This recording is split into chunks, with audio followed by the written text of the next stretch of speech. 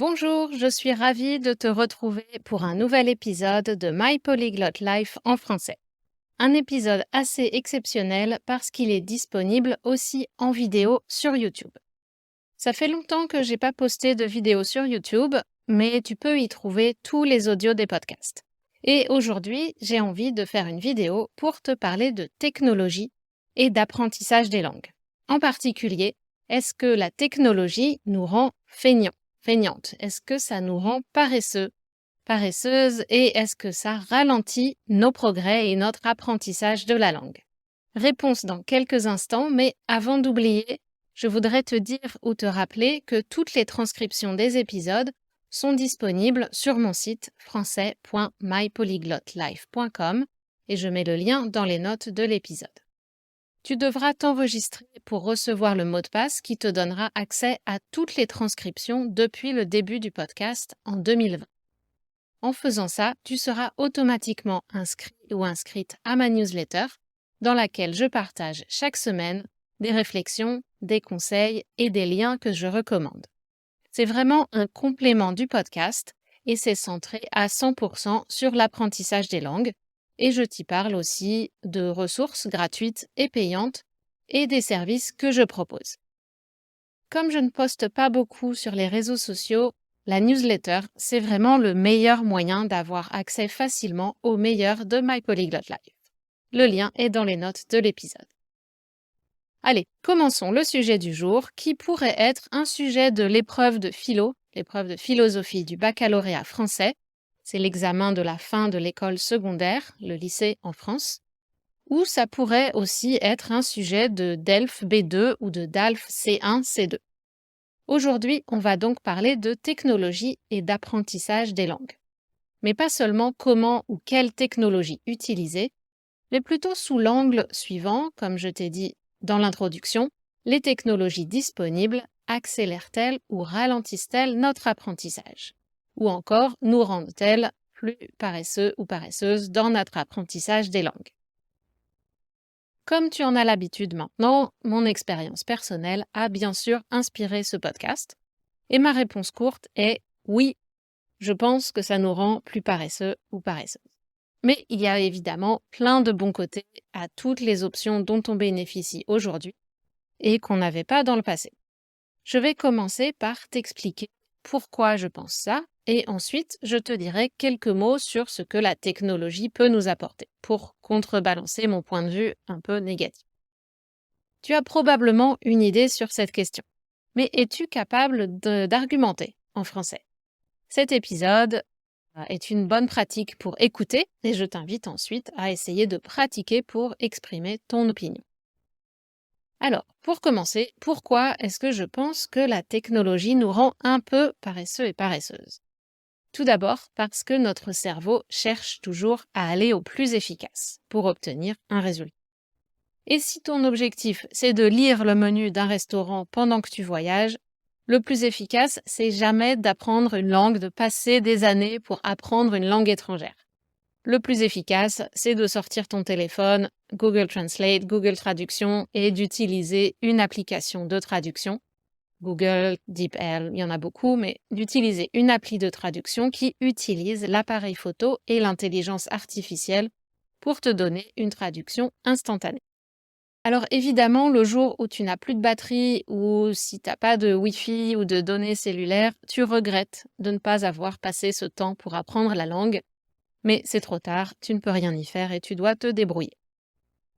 Je t'avoue que dans mon cas, je voyage rarement sans une batterie externe, donc une petite batterie pour éviter de tomber en rade. Tomber en rade, ça veut dire qu'on tombe en panne. Tomber en panne d'essence, en panne de batterie, tomber en rade, c'est quand on n'a pas assez d'une ressource pour continuer à fonctionner normalement. L'un de mes premiers réflexes aussi à l'étranger, c'est d'acheter une carte SIM locale pour pouvoir continuer à communiquer et à avoir les données pour utiliser Google Maps, la traduction, etc. Si je ne peux pas utiliser l'abonnement de mon pays, bien sûr. Mais on peut même aller plus loin. C'est pas seulement pour lire un menu, au-delà des photos et de la traduction instantanée, on a aussi la capacité d'avoir des conversations entières par l'intermédiaire de ces applications. Il y a 5 ans déjà, quand j'ai voyagé au Népal, un des hôtes d'une guest house m'en a fait la démonstration et le système s'est encore amélioré depuis. Alors je te pose la question, pourquoi est-ce qu'on s'embête encore à apprendre des langues étrangères? Je pense que toi et moi, on a des éléments de réponse et on a envie de continuer à apprendre. Mais ce n'est pas le cas de tout le monde. Par exemple, certains de mes élèves japonais à l'école ne voient pas bien l'intérêt de faire tous ces efforts. Donc, pour être honnête, la plupart des élèves sont curieux ou curieuses de découvrir une autre langue et une autre culture, mais ils ne sont pas forcément prêts ou prêtes à faire les efforts nécessaires pour apprendre à se débrouiller par eux-mêmes ou par elles-mêmes dans la langue. Et je les blâme pas. Je suis moi-même parfois comme eux ou comme elles. Qui suis-je pour leur reprocher de ne pas savoir écrire en anglais quand, même après 6 mois ici, je suis incapable d'écrire des kanji si j'ai pas un ordinateur? Donc, j'arrive à les reconnaître si je tape la prononciation et que l'ordinateur me propose des options. En général, je peux choisir le bon caractère, mais si on me demande de l'écrire à la main, je suis incapable de le faire. Et certains élèves japonais sont aussi incapables d'écrire les kanji plus avancés. Donc c'est pas seulement les étrangers, mais aussi les enfants, comme les enfants français qui ont plus de mal avec l'orthographe. C'est vraiment une tendance générale liée à cette utilisation des ordinateurs et de la technologie qui nous suggère des mots. Donc on n'a plus besoin de les apprendre de façon active, mais plus de façon passive pour les reconnaître. Seulement, quand on n'a pas ces outils, on est perdu. Donc, cette absence de motivation à faire des efforts ou à prendre le temps nécessaire pour vraiment apprendre en profondeur, ça s'explique tout simplement, là encore, par la façon dont fonctionne le cerveau. Il veut aller au plus efficace pour économiser son énergie. Le cerveau est extrêmement énergivore. Par exemple, je constate souvent que je me sens plus fatiguée quand j'ai passé une journée entière à réfléchir à la planification des leçons, des ressources, etc., que quand j'ai passé une journée en classe devant les élèves. Certes, quand j'ai passé la journée au bureau, ma gorge est moins fatiguée que si je suis en classe, mais ma tête est beaucoup plus fatiguée.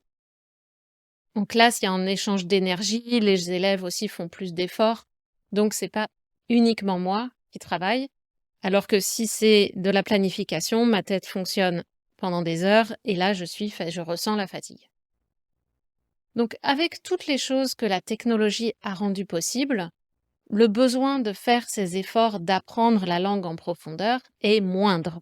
Moindre, ça correspond à moins. L'effort est moindre. Et l'une des clés de l'apprentissage, des langues ou de n'importe quoi, c'est que ce qu'on veut apprendre doit répondre à un besoin. S'il n'y a pas de besoin, il n'y a pas d'apprentissage durable ou alors beaucoup plus lentement. Et comme je viens de dire, on a beaucoup moins besoin d'apprendre toutes ces choses que la technologie peut faire pour nous.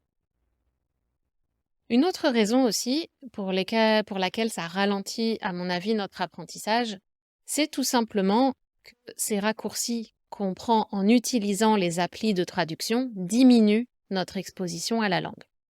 On apprend des mots par leur répétition en contexte. Mais quand on lit des documents au travers de l'appli de traduction, on ne voit souvent que le mot traduit et non le mot original. Sur Google Translate, par exemple, il faut appuyer sur Send to Google Translate Home pour avoir à la fois la version originale et la version traduite.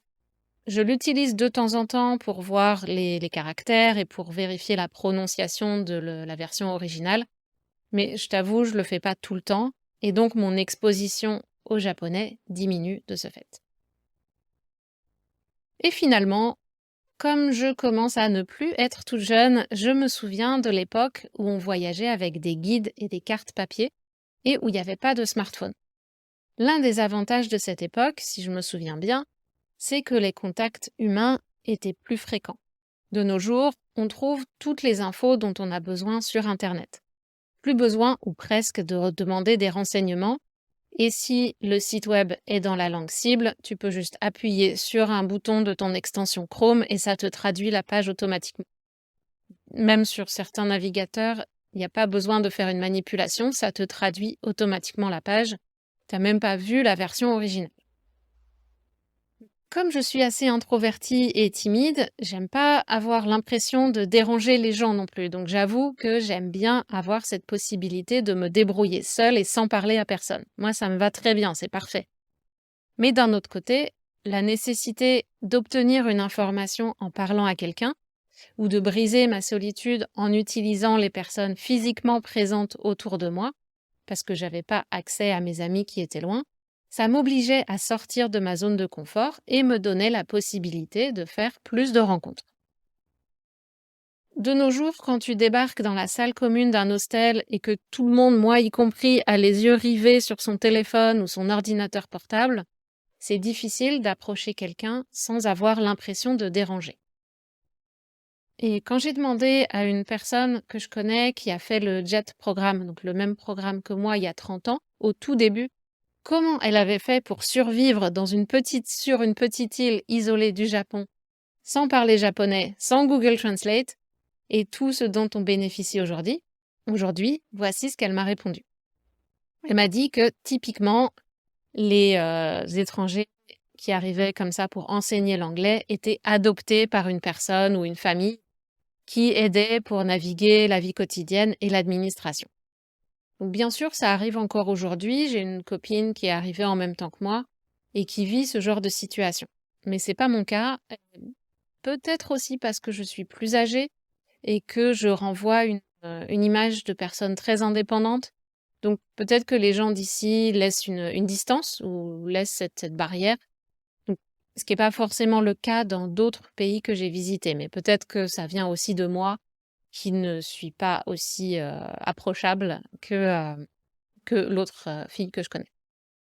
Donc voilà, pour résumer en quelques mots pourquoi je pense que la technologie nous rend feignants ou feignantes dans l'apprentissage des langues, je pense que c'est simplement une recherche d'efficacité de la part de notre cerveau. C'est tout naturel en fait.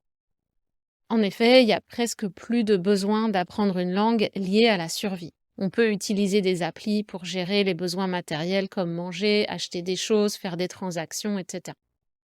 Et par ailleurs, nos besoins en termes de contacts sociaux ont changé également. D'une part, on peut communiquer avec les locaux grâce à la diffusion de l'anglais et à l'utilisation d'applications de traduction, toujours plus précises. Et d'autre part, on n'a peut-être pas autant d'incitation à nouer des contacts ou des relations locales parce qu'on peut plus facilement rester en contact avec notre famille et nos amis qui sont à l'autre bout du monde. Skype, FaceTime, il y a plein de manières de communiquer. Donc on est parfois plus proche des personnes qui sont loin que des gens qui sont autour de nous. Surtout au début, quand on arrive dans un endroit où on ne connaît personne, le réflexe est peut-être de se tourner vers les gens qui sont disponibles à l'étranger. Donc, entre cette absence de besoin pressant qui diminue notre motivation et aussi la qualité d'attention de notre cerveau, on est toujours distrait par les notifications, donc on a beaucoup de choses à faire, donc on a peut-être moins cette capacité à se concentrer pendant longtemps et profondément. Euh, Aussi le fait que les applications diminuent l'engagement de notre cerveau pour déchiffrer la langue, tout ça, ça explique qu'on progresse peut-être moins vite que si on n'avait pas ces outils. Mais aussi parce que la technologie nous a habitués à l'instantanéité. On a tendance à devenir de moins en moins patient. On peut avoir une traduction en un clic. Alors que l'apprentissage des langues, ça prend du temps et on a du mal à être patient et à comprendre que ce processus est lent, mais c'est normal, et on ressent une certaine frustration devant notre propre lenteur. Mais notre lenteur est tout à fait naturelle, et c'est ça qu'il faut parfois apprendre à accepter et à savoir surmonter pour continuer à faire ses efforts et à s'engager dans ces situations qui sont plus difficiles, moins confortables et moins rapides, mais dans lesquelles on va apprendre beaucoup plus qu'en un clic de Google Translate. Il y a un autre point négatif aussi que je voudrais mentionner, qui nous rend pas paresseux, mais qui peut conduire à la paralysie ou à la stagnation de notre niveau, c'est le fait de se sentir dépassé. Il y a tellement d'options, des cours en ligne, des applis, etc., On s'éparpille, on divise notre attention, on ne sait plus quoi utiliser, on commence une chose, puis une autre, puis une autre. Donc on perd cette constance et on se laisse déborder, dépasser par toutes les options possibles. Et cette distraction nous empêche parfois de progresser. On reste, on fait du surplace, on tourne en rond au lieu de s'élever. Mais d'un autre côté, et là j'en viens aux aspects positifs de la technologie, si on n'avait pas ces outils et cette facilité à traduire des textes ou à communiquer, on aurait peut-être carrément envie d'abandonner, de dire stop, j'arrête d'apprendre cette langue. Si c'est trop difficile, notre cerveau peut aussi décider de bloquer et de dire stop. Donc, au final, en utilisant ces technologies, on progresse peut-être plus lentement, mais c'est toujours plus rapide que si on arrêtait complètement. Un autre point positif, c'est évidemment la variété des ressources et des méthodes d'apprentissage que nous donnent les technologies. Pour les personnes qui ont un trouble de l'apprentissage quelconque ou un handicap, les technologies rendent beaucoup de choses possibles qui ne l'étaient pas avant. On peut aussi trouver des cours sur tous les sujets qui nous intéressent, ainsi que des profs disponibles à des horaires qui nous conviennent. Je ne vais pas m'étendre sur les aspects positifs parce que je pense que tu en connais déjà beaucoup. C'est peut-être la partie la plus facile à argumenter sur ce sujet.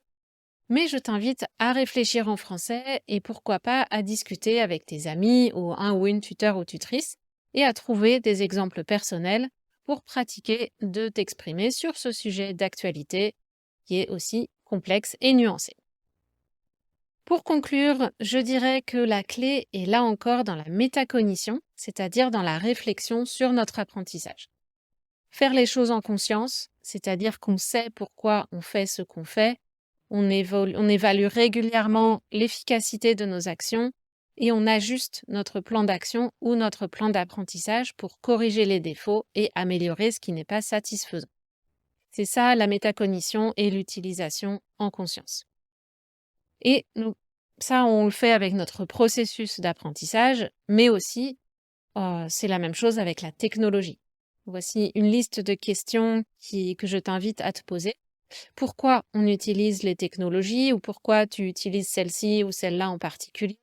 Qu'est-ce qu'on veut obtenir? En quoi ça va nous aider? Quelles sont les alternatives possibles? Quelles sont les conséquences de ne pas utiliser ces technologies? À quel moment c'est indispensable et à quel moment c'est du confort? Et si c'est du confort, est-ce que je peux ne pas les utiliser et engager mon cerveau un peu plus pour accélérer la rétention des informations, pour approfondir cet apprentissage? Je sais, je t'ai balancé cette liste de questions un peu vite, mais tu peux repasser l'extrait du podcast pour les réécouter. Je vais les mettre dans les notes de l'épisode et tu peux aussi aller voir la transcription pour prendre le temps de réfléchir à toutes ces questions tranquillement, faire du journaling si c'est quelque chose qui t'intéresse et évaluer ton utilisation des technologies et ce que tu pourrais faire pour les utiliser de façon plus productive et aussi pour savoir quand est-ce que tu devrais peut-être faire plus d'efforts au lieu de les utiliser systématiquement. Voilà, si tu veux parler à quelqu'un qui a une connaissance à la fois des méthodes old school c'est un anglicisme qu'on utilise en français pour parler des méthodes plus traditionnelles, crayon, papier, flashcard, donc ce genre de choses. Donc, si tu veux parler à quelqu'un qui a une connaissance des méthodes old school et des nouvelles technologies, en plus de t'aider à y voir plus clair dans le parcours d'apprentissage grâce au coaching linguistique, contacte-moi pour découvrir le programme Feuille de route Your French Roadmap. Je te mets le lien dans les notes de l'épisode et n'hésite pas à m'envoyer un message si tu veux plus d'informations. À bientôt, ciao ciao.